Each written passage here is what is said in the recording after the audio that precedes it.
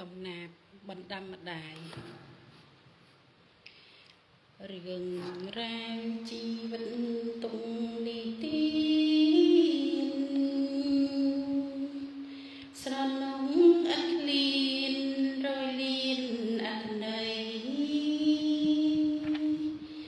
លៀកក្រុមខ្ចាច់ចងព្រួយព្រឹកស្លឹកក្រៃអំពើទឹកស្រីស្រោកលីបបោ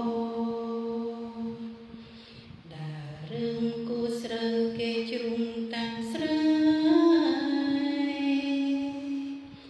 ច្បោកក្រុមឲ្យម៉ែកិនជាអង្គ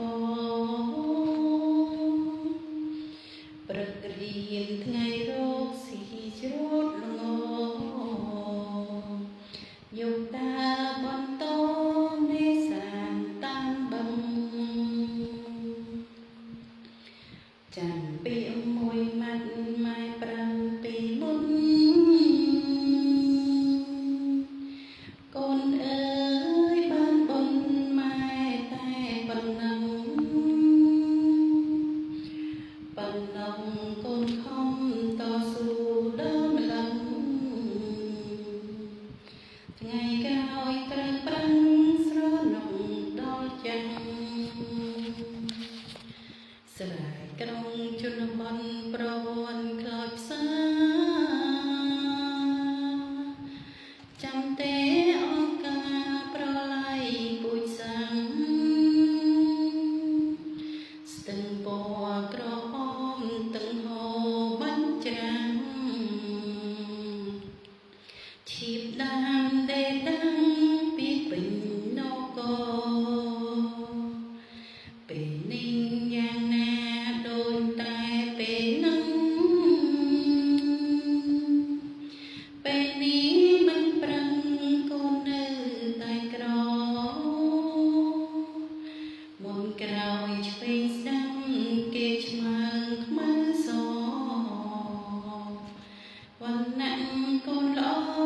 គេត្រដល់គូត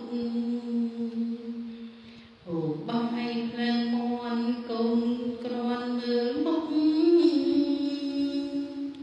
ត្រីឆ្អាប្រហុកបានវៃ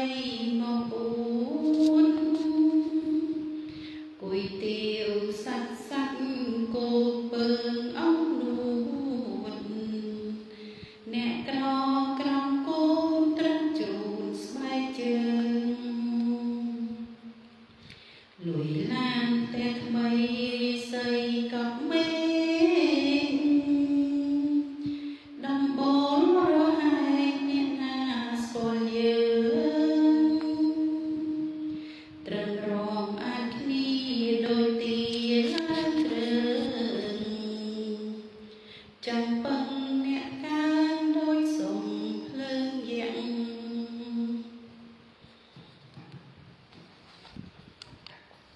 ចាចាំយើងបន្តទៀតនៅវគ្គក្រោយដោយសារកំណាព្យនោះវាវែងពេកអរគុណ